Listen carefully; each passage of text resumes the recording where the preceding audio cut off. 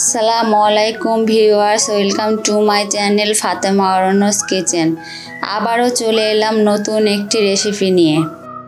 আজ আমি বানিয়ে দেখাবো ঘরে থাকা অল্প কিছু উপকরণ দিয়ে চিকেন বিরিয়ানি।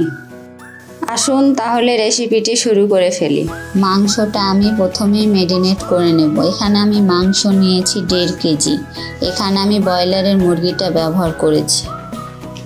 আর রানটাকে আমি একটু কাটা চামচ দিয়ে ফুটো ফুটো করে নেব। ফুটো ফুটো করে নিলে মাংসের ভিতরে মশলাটা ভালোভাবে ঢুকবে। এবার এটাকে আমি ম্যারিনেট করে নেব। আমি প্রথমে দিয়ে দিচ্ছি লেবুর রস 2 টিস্পুন, তারপর দিয়ে দেব লবণ 2 টিস্পুন। এটাকে আমি একটু ভালোভাবে নাড়াচাড়া করে 1 ঘন্টার জন্য ম্যারিনেটে রেখে দেব। তাহলে ফিরে আসছি 1 ঘন্টা পর। ফিরে এলাম 1 ঘন্টা পর। আমি এখানে পেঁয়াজ নিয়েছি 3 কাপ মেজারমেন্ট কাপের, লবণ নিয়েছি 2 চা চামচ, রসুন বাটা নিয়েছি 3 চা চামচ, আদা বাটা নিয়েছি 3 চা চামচ, জিরা বাটা নিয়েছি 2 চা চামচ, চিনি নিয়েছি 2 টেবিল চামচ বা টেস্ট অনুযায়ী। তারপর নিয়েছি এখানে আমি সব ধরনের মশলা নিয়েছি, এলাচ, দারচিনি, তেজপাতা, লং। আর এখানে নিয়েছি ভিনেগার 2 চা চামচ, এটা আমি টক দই বানাবো। নিয়েছি পেঁয়াজ কুচো 1/2 কাপ, এটাকে আমি বেরেস্তা বানাবো। আর নিয়েছি গুঁড়ো দুধ 1/2 কাপ। আমার বাসায় যখন টক দই থাকে না, আমি গুঁড়ো দুধ আর সিরকা দিয়ে এইভাবে টক দই বানাই। এই টক দইটাও ভালো হয়। আমি এখানে পানি নিয়েছি 1/2 কাপ। আর পানিটা ঠান্ডাও না গরমও না, একদম কুসুম, হাত দিলে একটুকু গরম লাগবে না। এবার আমি এর মধ্যে অ্যাড করে দেব গুঁড়ো দুধগুলো। তারপরে আমি অ্যাড করে দেব ভিনেগার 2 টিস্পুন। এবার এগুলোকে একটু ভালোভাবে নাড়াচাড়া করে আমি রেখে দেব। পরে এটা ব্যবহার করব বিরিয়ানিতে। আমি চুলাটা অন করে ফ্রাই প্যানটা বসিয়ে দিচ্ছি। এবার আমি এর মধ্যে অ্যাড করে দেব 1/2 কাপ পরিমাণ তেল। তেলটা হালকা গরম হয়ে আসলে এর মধ্যে আমি অ্যাড করে দেব পেঁয়াজগুলো। পেঁয়াজগুলোকে ভালোভাবে নাড়াচাড়া করে আমি হালকা ব্রাউন কালার আসা পর্যন্ত অপেক্ষা করব।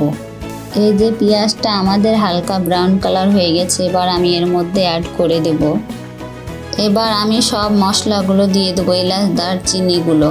তারপর অ্যাড করে দেব আদা পেস্ট। এবার দিয়ে দিলাম জিরা পেস্ট। এবার দিয়ে দিলাম রসুন পেস্ট। অ্যাড করে দিলাম লবণ। এবার আমি অ্যাড করে দেব কেটে রাখা মাংসগুলো।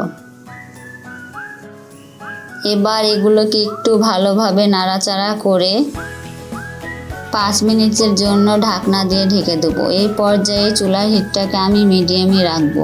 তাহলে ফিরে আসছি 5 মিনিট পর। ফিরে এলাম 5 মিনিট পর। এবার আমি এর মধ্যে অ্যাড করব বিরিয়ানি মশলা। আমি এখানে রাঁধুনি বিরিয়ানি মশলাটা ব্যবহার করেছি। আমি পুরো প্যাকেটটাই দিয়ে দেবো। আর আমি আজকে 1 কেজি চালের বিরিয়ানি করে দেখাবো। আর 1 কেজি চাউলের জন্য 1 প্যাকেট বিরিয়ানি মশলাই দিতে হবে, তাহলে বিরিয়ানিটা পারফেক্ট হবে। আমি আবারও ঢেকে দিলাম 5 মিনিটের জন্য। 5 মিনিট পর আমি আবারও একটু ভালোভাবে নেড়ে দেব।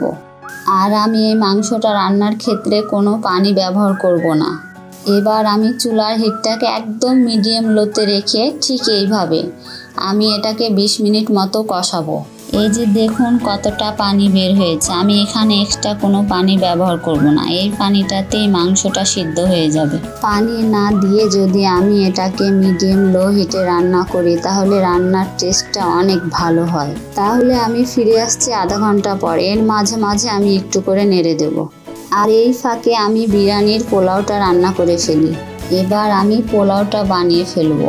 এখানে আমি বেরেস্তাটা যে ভেজেছিলাম ওটার তেলটাই ব্যবহার করছি। 4 টেবিল চামচ মতো তেল দিয়ে দিলাম। এবার আমি চাউলগুলো ঢেলে দেবো। আর এই আমি চাউলটাকে 1 ঘন্টা আগে আমরা আগে যে মার পাঠাতাম ঠিক ওইভাবে আমি চাউলটার পানি ঝরিয়ে নিয়েছি। হাতে সময় থাকলে আপনারা 1 ঘন্টা আগেই চাউলের পানিটা ঝরাতে দিবেন, না হলে কমপক্ষে আধা ঘন্টা আগে। তাহলে পোলাওটা অনেক ঝরঝরা হবে। চাউলটা আমার ভাজা হয়ে গেছে। এবার আমি এর মধ্যে অ্যাড করে দেব গরম পানি।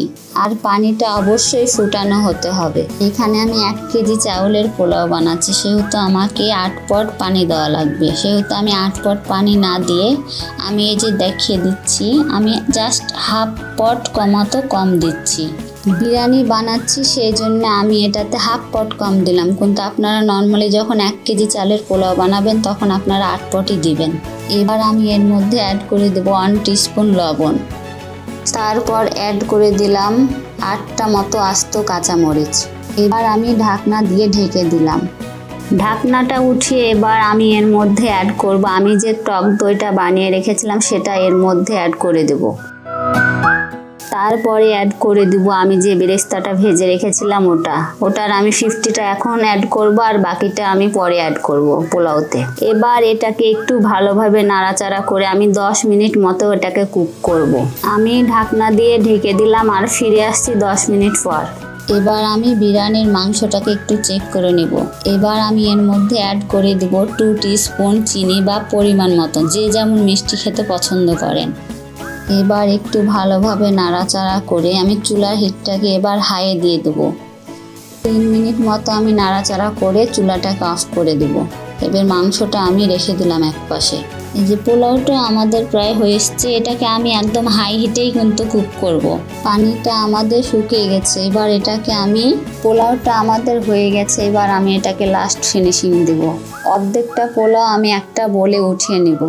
অর্ধেকটা পোলাও আমি উঠিয়ে নিয়েছি। এবার আমি এর মধ্যে অ্যাড করে দেব রান্না করে রাখা মাংসগুলো।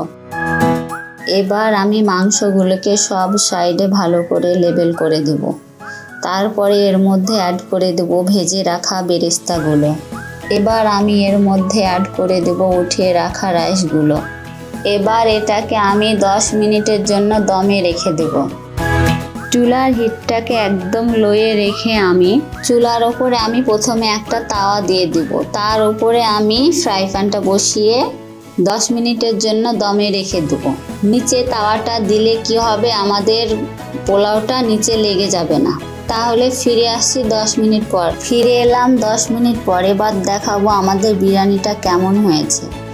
দেখুন কতটা সুন্দর আর কতটা ঝরঝরে হয়েছে। দেখেই হয়তো আপনাদের খেতে মন চাইছে। আর দেখুন কতটা লোভনীয় হয়েছে। তাহলে তৈরি হয়ে গেল আমাদের চিকেন বিরিয়ানি। এবার এটাকে আমি সার্ভ করে দেখাবো। তাহলে আজই রেসিপিটি ফলো করে বাসায় ট্রাই করুন, আর রান্নাটি কেমন হলো অবশ্যই আমাকে কমেন্ট করে জানাবেন। আর ভিডিওটি যদি ভালো লেগে থাকে তবে অবশ্যই আমার চ্যানেলটিকে সাবস্ক্রাইব করবেন। আবারও নতুন কোনো রেসিপি নিয়ে হাজির হয়ে যাব। সবাই ভালো থাকুন, সুস্থ থাকুন। আজকের মতো আল্লাহ হাফেজ।